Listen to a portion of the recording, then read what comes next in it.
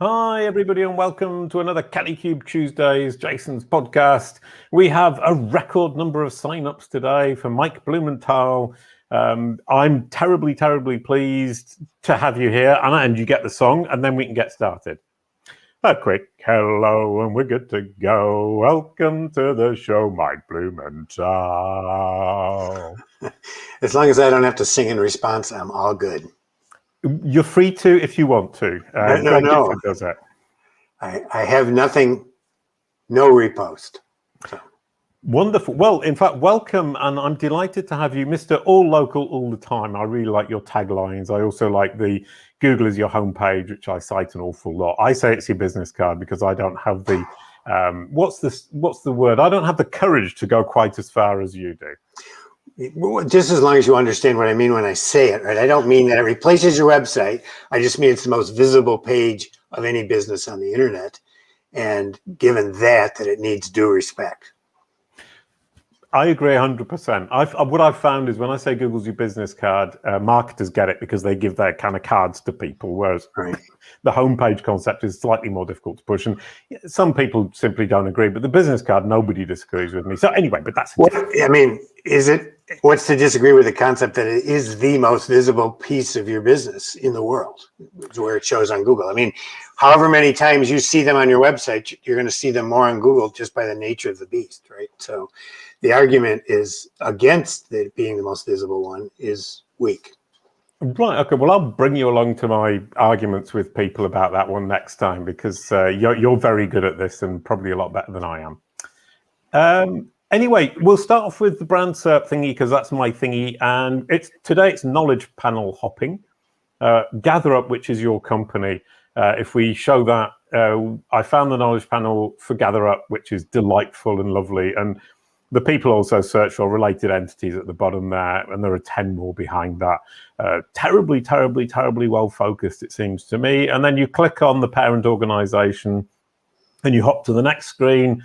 Then you click on, what was it called? Planoly, which is another company that belongs to them. And you kind of dig down again into the family tree, as it were, on the next screen. And we see Planoly. I like this idea because it shows you the family tree that Google is seeing and Google has understood. So knowledge panel hopping is a new sport, and I invite everybody to play it because it's a lot of fun. And you end up kind of like spending hours doing it without realizing kind of what you've done. And then everyone gets annoyed with you because you haven't done any work. Well, as you know from our pre-talk, I am a big fan of getting the local knowledge graph and the brand knowledge graph to merge into a single knowledge graph. Yeah. Unfortunately, with GatherUp, I just couldn't quite pull that off. Couldn't quite get enough high-value references to do that, but it is possible. Yeah. And I love that idea. I mean, that's something we need to talk about at some point. So I'll definitely have you back very soon when I've finished building the Kalicube platform, which I'm building with WordLift, Authoritas, to try to figure out how to trigger this, the knowledge panels, and potentially, now you've mentioned it, how to merge the Google My Business with the knowledge panel, which is incredibly interesting, but not the topic for today. Unfortunately not, but well, I'll have you back in a few weeks because I'm suddenly terribly intrigued. But can you confirm, because I have a lot of trouble, and you're obviously very good at convincing people of things, that it's hold it. That makes me sound like a salesman.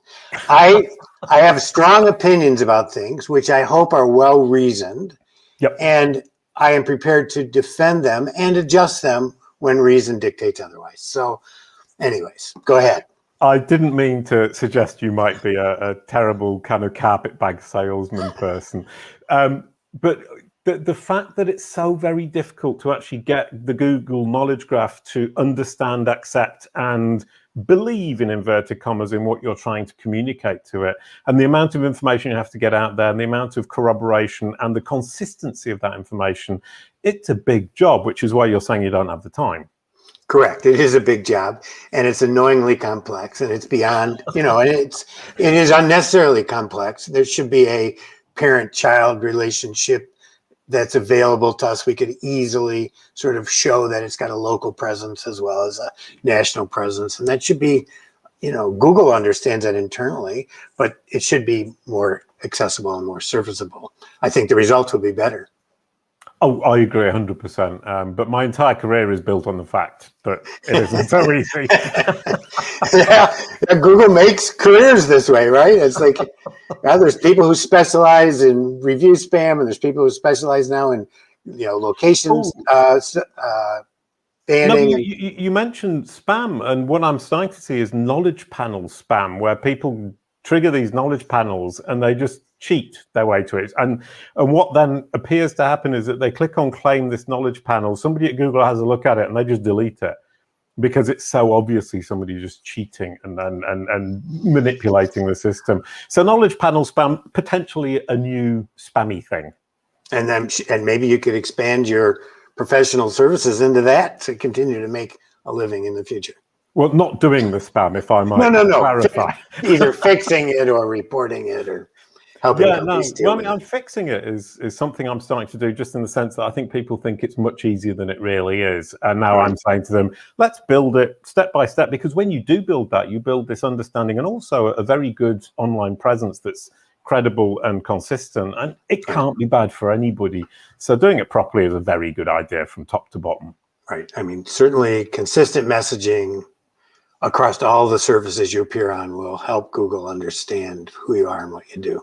I love that. Who you are and what you do, that's what Google needs to understand. And coming from the kind of local search area where basically it would appear things happen before they happen everywhere else. This idea of NAPs, name, address, phone number, happened to you guys first. And it's basically the same concept with what I'm doing with knowledge panels. So I'm like 6 or 7 years behind you, and happy to learn from you, which is wonderful. But we're talking about review attributes, which is part of the local search world. And you're saying that review attributes are the biggest change to reviews in a decade, which is a big claim. Now, number one, what are review attributes? So review attributes, before we get into it, that was a really long pause. It was, because I really want to position reviews for Google in the bigger context. And I want people to understand that Google views reviews as the mother lode of data. Over the past 12 years since they got into reviews, they have essentially dominated the review space and get more reviews than any other service per month, per location. And as such, it's a huge data stream to Google. Now, Google, the best analogy I've heard about Google and reviews is it's kind of like the electric company in Niagara Falls. The electric company just cares whether the water's flowing through their turbines and generating electricity. Whereas me as an individual, I go to Niagara Falls and I'm standing below the falls. I care that the water is flowing over the falls and not generating electricity. I care that the water maybe has fish in it and isn't full of poop, so maybe I can drink it, right? Google doesn't care whether the river is full of poop. They just want it to generate the electricity. And review data is much like that. They just want massive amounts of data that they can then use. Now, and this creates cognitive dissonance for most businesses because they see the review from their personal point of view as a testament to their business, as a criticism of themselves. Google just sees it as a huge river of data flowing into the electric station, generating information. And so this explains why they don't really care that much about review spam.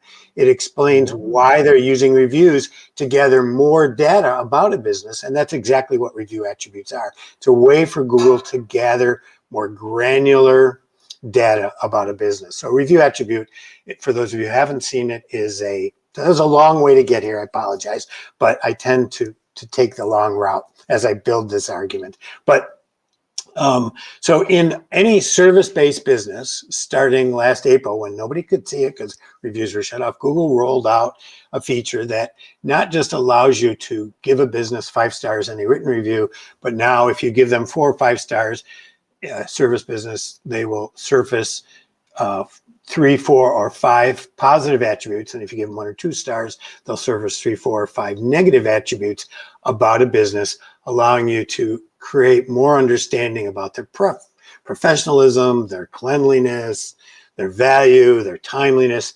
And those attributes change depending on the category. Right. And so just to be really clear, we're talking about Google reviews and not reviews on Trustpilot or TrustRadius or something like that. Right. Well, some of those other companies had been doing it in the hotel space, and Google had actually bought that feed in the hotel space, and hotels was one of Right. the early places we saw attributes. But then Google brought, like typically they do, they bring it in-house and do it themselves. So Sure. Yeah, they nick other people's. Oh, I didn't say that. So the well, interestingly, we've seen Google try review attributes before this. We saw it in Right. 2010 with, I don't know if you remember, Hotpot, which was sort of the first personalized effort at personalizing local. And then we saw them with, when they bought Zagat in Google Plus, we saw attributes. Both of those faded. And then we saw them resurge last year in electricians and those kinds of businesses. Right. And then again, and you think this one's going to stick? I mean, that is the thing of the Google graveyard that Gennaro Corfano from WordLift talked to me about.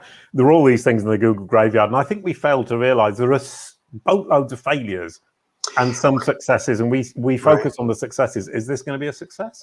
well, Google never throws a good idea away. They just resurface it in time. For example, free product listings, which are now common in local, used to be free and Frugal, if you remember Frugal, in 2008. Wow. Yes. And free product listings are back. So good ideas don't go away; they just get resurfaced. So this is an idea, though, that I do believe that they're going to. Everything at Google is a test. Even things that have been rolled out and are apparently stable, it's still a test. If Google comes up with a better way of doing it, they don't have any problem throwing it away. So given that, this is as solid of a feature as any I've seen in a while. How's that for an answer? That's a brilliant answer. You've thought that one through, or else you're just a genius because you thought. No, I've thought it through. I mean, Google really tests everything, even things they call. I mean, how long was Gmail in beta? Right? I mean, they test everything. I remember that as well. And they keep testing it forever. And review attributes fall into that category. And then recently, they've even expanded in the home services business. They've added beyond review attributes. They're now additionally asking which particular services of the electrician or the plumber or the locksmith that you used. So the review form gets longer and longer, even though it's a terrible human user experience. It's great for Google's data collection process, back to my original. Yeah, if we come back one step, because I mean, you're digging really down into the details there. Review attributes are relatively new, therefore service industries rather than sales industries, because the cleanliness of a shop isn't necessarily important. Is that a fair statement? I think that it's in service industries because Google is attempting to learn more granular information in every industry, come up with calls to action in every industry, and they're very vertically focused in this. And service industries, since you're right, they don't sell products, so there's no product listings. They typically have different set of values. Interestingly, within these, there are 5 or 6 variations that we found, and they vary by subset. So you'll see different attributes for lawyers than you see for a salon, for example. Right. I mean, because the idea of an attribute to a service is relatively simple to kind of focus on for Google, because with a service, you're saying I have an opinion about the company or about the service of that company. Right. So you're going straight to the core of it, which is how good is the company itself as opposed to the products itself. Right. But because of that, it could be used on others. And so I do think that it offers enough value to Google that it is possible that it will be rolled out in other service-related industries first, like dentistry and perhaps medical. But I do believe it could be, every reason it could be rolled out, for example, to the car service and other ones. And just let me read off a couple examples of the structures that we see. Ahead, so in the 5 attributes, we sometimes see quality. We always see quality and value. Well, we see quality in all of them, but in 5 we see quality, value, professional, responsive, and on time, negative and positive. In 4 attributes, like in a vertical one, you might see quality, value, professional, responsive, and then even one might include communication or clean. So they vary, and the grouping of them vary. And we see, like I said, we see between 3 attributes and 5 attributes depending on the vertical.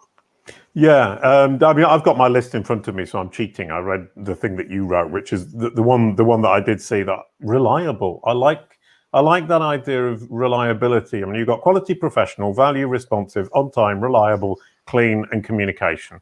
Right. Obviously, clean doesn't matter for, mind you, it might. I was going to say it doesn't matter for lawyers, but it does. An unclean lawyer would be pretty offensive. Well, typically you see clean in salons and, Right.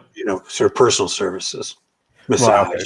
No, sorry, I was going to say lawyer, and I actually had a lawyer once, and I went to his office, and it was a bit smelly. So, but it wouldn't have come up as an attribute for a lawyer because it's not naturally something we would want to judge a lawyer by.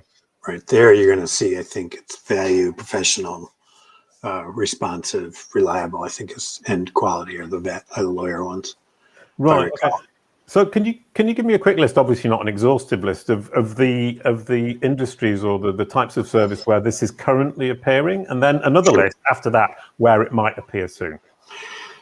So just a note that it appears based on primary category in local. Okay. So, for example, Barbara Oliver, who sells jewelry but also does jewelry design, when I switched her category from jewelry to jewelry design, she got attributes. Right. So it's something we can actually aim for if we're confident in the level of our service. And if the more specific category serves your business, right? Which is the other question. But so you see it in any service type business. Professionals include things like lawyers, accountants, surveyors, financial planners. And then you see it in personal services like barbers and salons and masseuses.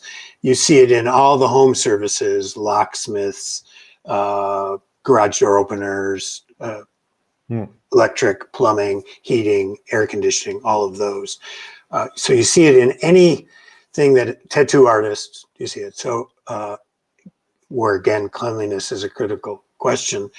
You see it in anything that when you think of a service as opposed to a product, that's where you're likely to see it. Now, there are some areas that are services where you don't, like equipment rental and physicians and dentists, you don't see it yet.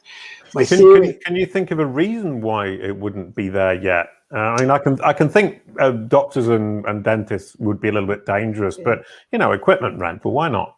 I don't know on equipment rental. I've thought a lot about. We did see it pop up in our samples in a few physicians erratically. So Google was clearly testing it. I think during the time of COVID, they perceived physicians as being under stress enough, and they didn't want to pile on. Yeah. Okay. Yeah, I mean, during COVID, I mean, I'm in France, in Paris, and I tried to find a physician because you have to have an attributed physician, and nobody would take me. They all said, "Oh, we've got too many patients, and we're not taking you." So I ended up without a doctor, which was rather upsetting. But that's a completely different story. Unlike in the United States, where my local doctor, I live rurally, did such a terrible job, I felt compelled to pay for a medical concierge service so that I could have a direct relationship with a trusted doctor. I mean, it's like my local medical practice I felt like they were putting my life at danger, and ended up quitting them and actually paying money so I could get a physician regularly that I trusted. Really, a concierge service, as in online or something that as in a doctor that only takes a few patients and can handle the load because you pay an annual fee. It's criminal, but I felt it was the only way to stay safe. Okay, I mean, in France, we're starting to have doctors. You can go to a pharmacy, and you can and they've got all the equipment for doing your blood test and stuff, and you can do it in front of the screen on the internet with a doctor, which actually ended up solving my problem, which I find astonishing and interesting and terribly encouraging. Yes, and we're seeing that in rural America as well. That sort of brilliant. dispersal. Let's stop talking about old man's tales of feeling ill and going to see the doctor. You don't want to hear about my prostate? What? I would love to, but not right now. Okay, good. Another conversation. I'm good with that. How has it affected businesses? I mean, kind of this idea immediately makes me think, as a business, I have to be fearful. I have to, I'm not fearful, obviously it's a kind of big word, but I need to be responsive, I need to be reliable, I need to be on time, which is things we should be doing anyway. But sorry, two questions then. One is, does it put the fear of Google into people, into businesses? And secondly, well, let's start with that one. Does it put the fear of Google into businesses? I think because it came out primarily during COVID, and because it is only visible to the reader of reviews in Google search. It's not visible in the GMB. It's not visible in Google Maps. So unless a business is in one of these categories and actively looks at their own SERPs, their own search results, they're not even going to see them. So I think because of the way Google has rolled it out, a lot of businesses are not yet aware of the feature. But I would contend that there's a lot of reasons to love them as a business, because it creates consistency and actionable information for the business, which ultimately is the purpose of a review, is to improve. It gives you the ability to analyze your competitors in a structured, consistent way. Yeah. But the only place that they're being surfaced like that is in my product, GatherUp. I thought they were so important. We helped build, we wanted to scrape them and build it because Google was clearly dropping the ball on them. So I mean, with GatherUp, you scrape the brand SERP and you pull that information out. So you pull this specific information, whereas at Kalicube, we're scraping the brand SERP, but we're not actually looking at the very local stuff.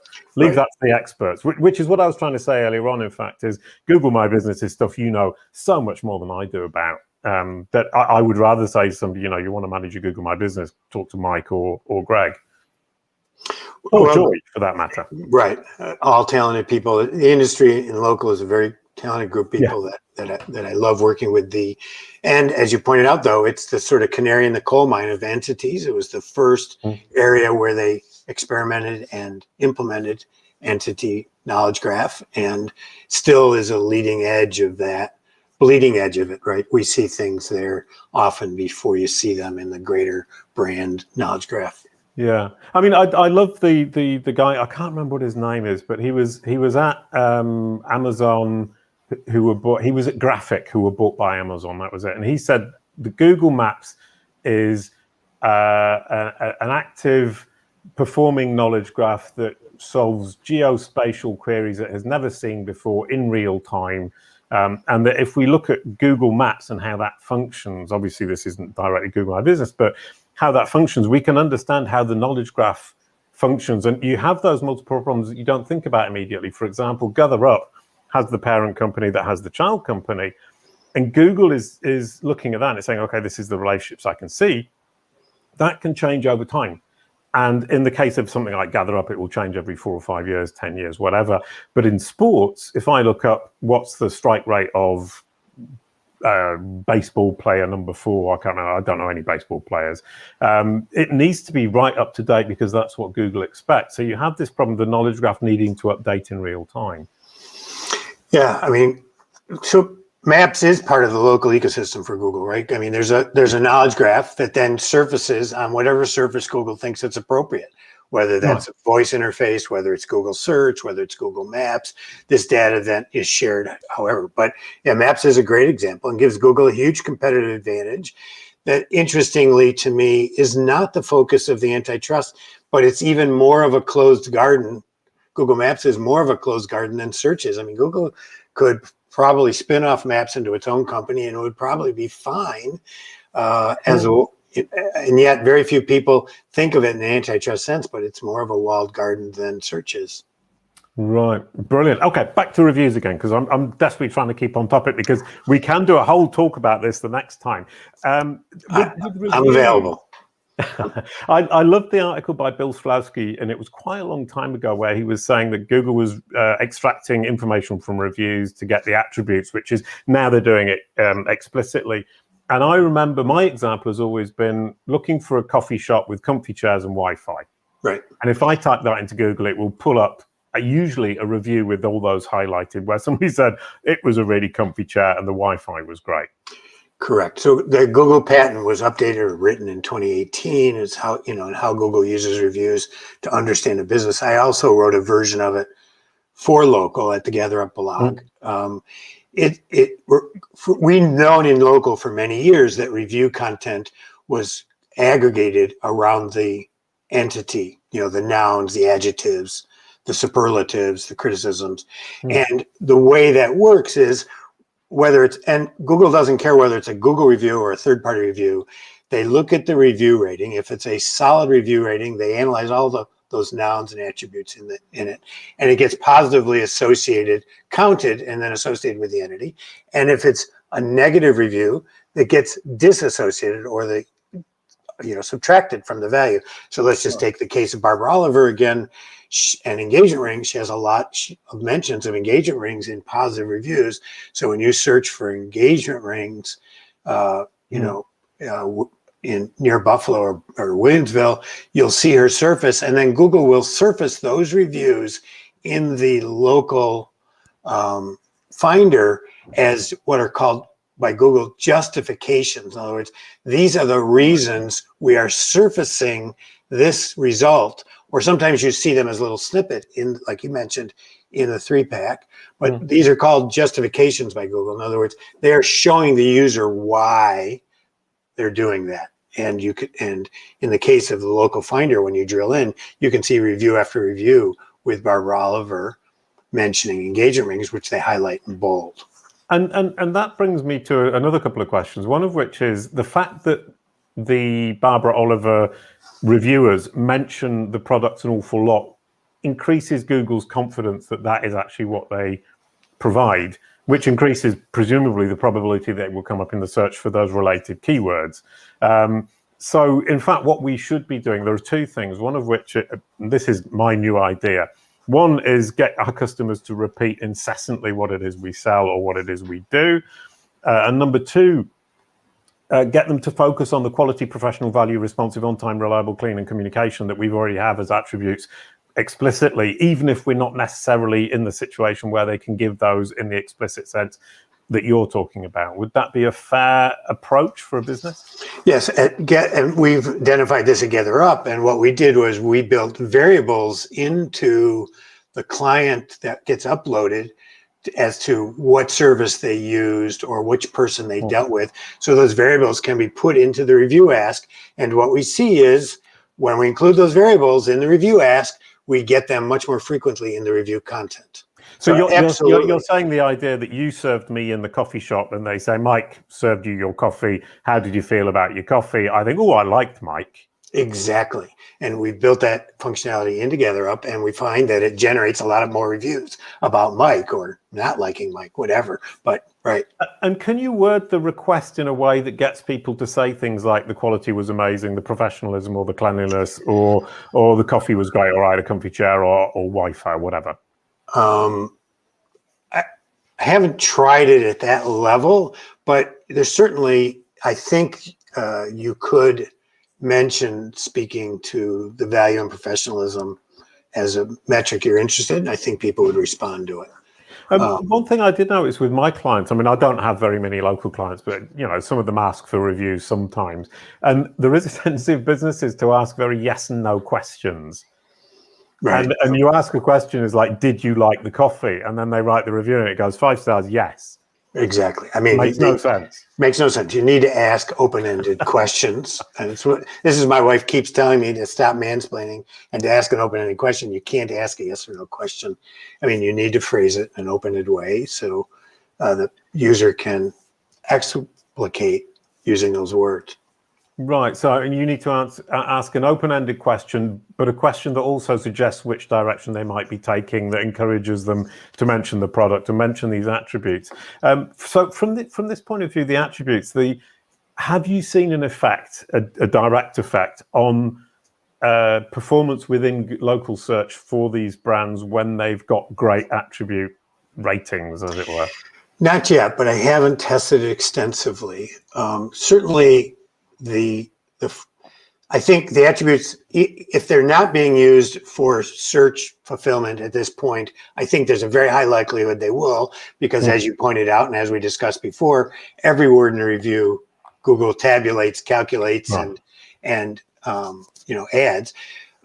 These have other values, though, beyond search retrieval, that I think are significant, right? They're high intent they're potentially high intent keywords. They're I offer a standardized way of measuring and extracting more management value from reviews.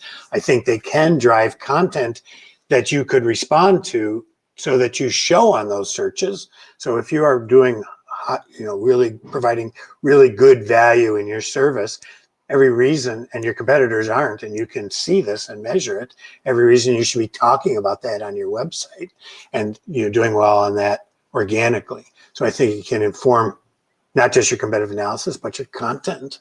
Which brings me to another question, which is, would you suggest that as a business, I should say on my site how I want to be perceived, how I want to be understood, who I am, what I do, who my audience is, and what my qualities are, and then get that confirmed in the reviews by my clients? Yes, if it's true. The problem is when it isn't, right? So to some extent, you need to, at this point, analyze your attributes, see what you're being criticized on, fix it, highlight the things you're doing well on and that you're standing out compared to the competitors. So to me, then you're dealing in truth or relative perceived truth.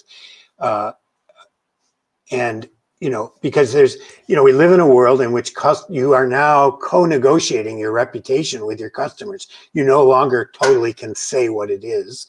And that's a good thing for the most part, but you have to be aware that if you bullshit, people are going to catch you on it and call you out on it. So you really, your brand story is being co-told with consumers these days.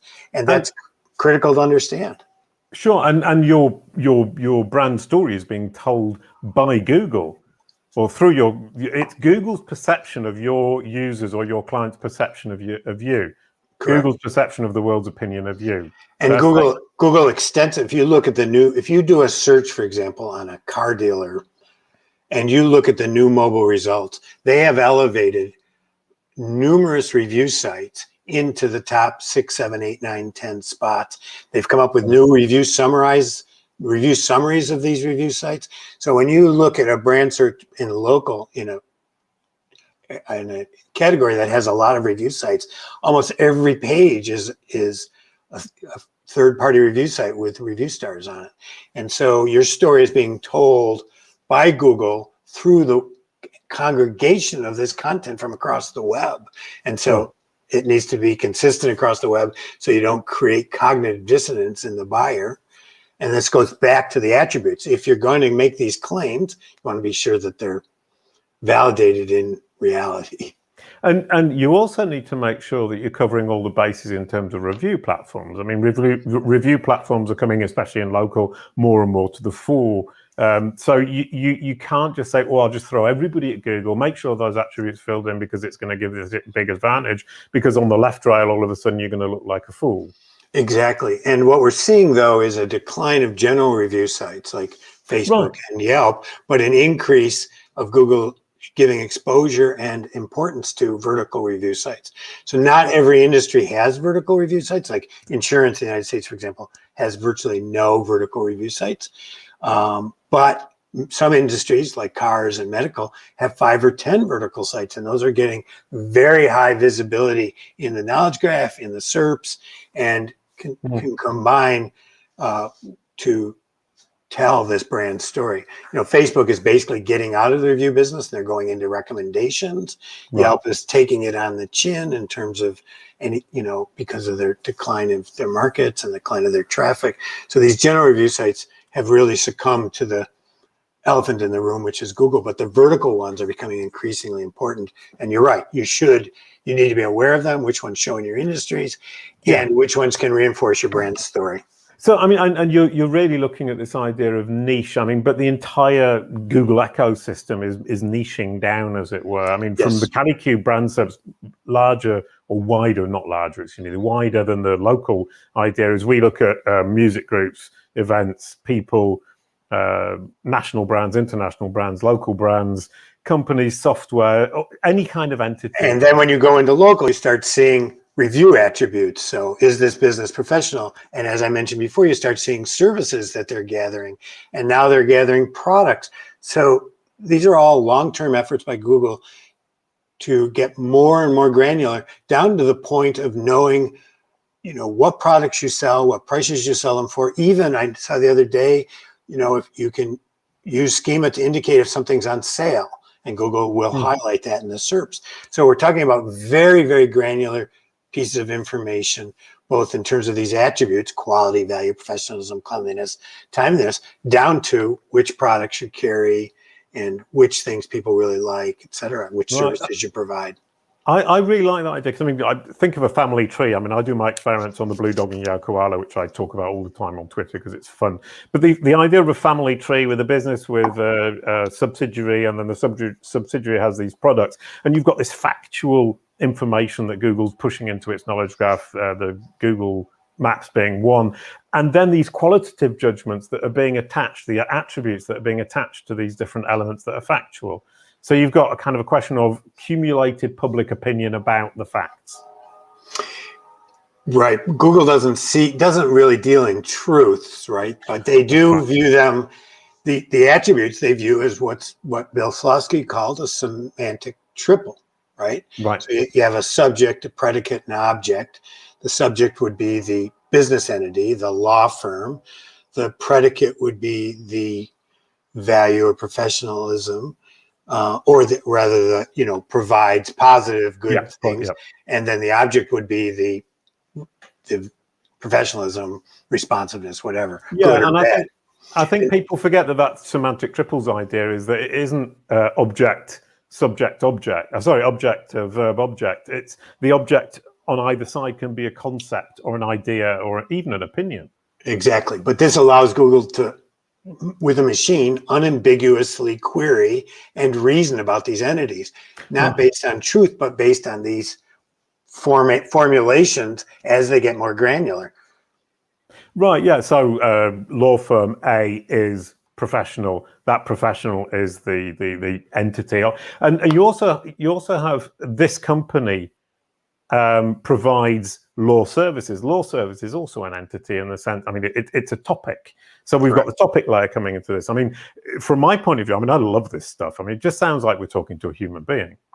Correct. I mean, in the end, it seems like that, right? Even though it is unambiguous querying of a semantic triple, right? But it appears magic, and it is, I suppose, at some level, but And as business owners, we're kind of faced, I mean, obviously Google is such a dominant force that we're faced with this machine that's constantly watching us, kind of big brother-esque, but making judgments or collecting the information about us. I mean, I like to say, if rather than hire a marketing firm, why don't you just Google the information, see what Google thinks the world thinks about the topic or your company or the opinion about your company. But then the response to that, a lot of people in response to that try to manipulate the machine rather than go back to the fundamentals of good reputation, good public relations, good presence in your community, good services, so that all of those things that a traditional business marketing was concerned with, the best minds in local say, look, you need to go back to that, not try to manipulate the machine, because the machine's is ultimately going to, not respond well to that manipulation, or going to create, like we talked about, these inconsistencies in the brand result where somebody's going to see that your Yelp reviews are 2s, your Google reviews are 5s. What's going on here? Are you just going to stop and, go look for somebody else because they don't want to cope with it? I mean, what kind of strategy can you have? I mean, because that brings up the question of, I've got let's say 50 clients and only 5 of them are ever going to give me a review. How do I distribute them in terms of asking them for reviews on these different platforms? Well, one is you want to be sure to ask everybody, because you don't know. You can assume that they're not going to, but you don't know they're not going to. Secondly, you may want to consider first-party reviews, because we see in GatherUp that first-party reviews will come in at 10x, 20x the rate of third-party reviews. Most people are more willing to talk to you than they are to talk to Google. And from where we sit, it's the information you crave, not the outcome. I mean, in other words, you don't care where it's said, as long as it's said. So first-party reviews fill that gap in a huge way. Sorry, just to be clear, I mean, first-party reviews, you mean is I ask you as a client, you tell me, and you don't put it online, but at least I know what you think. You put it on your website, perhaps, and you put it perhaps in schema on your website. And, do brands tend to underestimate that, in your opinion? Absolutely do, because first-party reviews are going to, as a human, I'm going to be much more willing to tell you than I am to go out and leave it at Google. As you pointed out, maybe 10%, maybe 5% are willing to leave it at Google.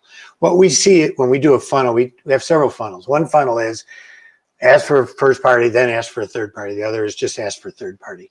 And what we see is you may get in the first funnel where we ask for both, you may get 5% review rate, but you get a 35% or third-party review rate, but you get a 35% first-party review rate. Well, that's 40%. You just ask for third-party reviews, you maybe get a 10% review rate, right? So you do get some more reviews by just asking for reviews at Google, but you don't get anywhere near as much data and information. So you get more objective data, it's better balanced, and can be used for a lot of things, and you own it. I love the idea of owning this data as opposed to renting it from frickin' Google, who you can't trust in the best of times. Yeah, sure, 100%. Oh, and I've got another theory that I love personally, and it's the idea that I can post reviews that I have collected first party on my own site. Google will not believe me or trust what I've put up unless I have some third party reviews that support what it is I'm saying on my site, at which point that duopoly there, my own blowing my own trumpet accompanied by proof from third party platforms that what I'm saying, blowing my own trumpet on my own site is true, is incredibly powerful. Correct. And it's also powerful as a content engine. One of the big problems in local is people can't generate fresh content. Google loves fresh content. Why not have your users write it if they're willing to write it at this scale? So back to your original question, how do you get more than 5 people to write? One is you ask regularly. 2, you consider first party, or at least in the mix. You don't have to do it all one way or all the other. You then sometimes consider every time you interact with them or periodically re-engaging with them on this topic. You don't have to be one and done. You know, in the insurance industry, you renew insurance once a year. Well, ask once a year if you're still doing a good job and ask for review at that time, right? So repeating the ask at an appropriate time frame, I think, is a great idea. And then mixing and matching. It's like you don't have to do it just to Google or just first party or just to a third party. You can switch those in and out. We have some clients that sometimes they just ask for Google reviews. Sometimes they ask for first party and Google reviews, and they mix and match it. And that's a very successful strategy. Reviews are a long-term play. They're a 5 and 10-year play. They're not a wham, bam, thank you, ma'am, kind of arrangement. That's probably a sexist metaphor from the old days. I apologize. But it shouldn't be viewed as this, let's get it done this month. Your business reputation is a long-term investment in quality and asking people to reinforce that quality, creating a ongoing flow into your funnel of existing customers are happy, plus those becoming advocates for you, bringing new customers in through reviews. Brilliant, absolutely wonderful. I was going to do a kind of conclusion a bit like that, but you did it loads better than I would have done. I think the conclusion there is don't get frustrated by the fact it's a bit slow. You need to build little by little, bit by bit, brick by brick. That was absolutely wonderful, Mike. I'm so happy to have had you on, and I learned absolutely loads. A quick goodbye to end the show. Thank you, Mike. Thank you very much for having me, and I'm willing to come back anytime to talk about some of these other topics. So. Yeah, you've just dug yourself a hole there, because I'm having you back to talk about knowledge graphs and all of the entity stuff in a few months when I've done some research with Kalicube, and then we can compare notes and throw entities at each other, as it were. Thank you, everybody, for watching. That was absolutely amazing. I'm really glad we had a record crowd today for Mike, who was very deserving. Next week, we've got Kelly Hungerford, all about digital transformation in B2B. She's absolutely delightful and incredibly smart, and I'm really looking forward to that one too. Thank you, everyone, for watching. Thank you, Mike, for being here. See you very soon. Bye-bye, everyone.